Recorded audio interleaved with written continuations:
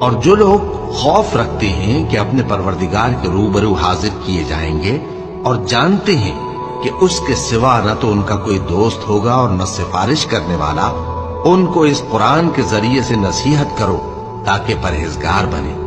اور جو لوگ صبح و شام اپنے پروردگار سے دعا کرتے ہیں اور اس کی توجہ کے طالب ہیں، ان کو اپنے پاس سے مت نکالو۔ ان کے حساب اعمال کی جواب دہی تم پر کچھ نہیں اور تمہارے حساب کی جواب دہی ان پر کچھ نہیں، بس ایسا نہ کرنا۔ اگر ان کو نکالو گے تو ظالموں میں ہو جاؤ گے۔ اور اسی طرح ہم نے بعض لوگوں کی بعض سے آزمائش کی ہے کہ جو دولت مند ہیں وہ غریبوں کی نسبت کہتے ہیں کیا یہی لوگ ہیں جن پر اللہ نے ہم میں سے فضل کیا ہے؟ کیا اللہ شکر کرنے والوں سے واقف نہیں؟ اور جب تمہارے پاس ایسے لوگ آیا کریں جو ہماری آیتوں پر ایمان لاتے ہیں تو ان سے کہو سلام علیکم، تمہارے رب نے اپنی ذات پاک پر رحمت کو لازم کر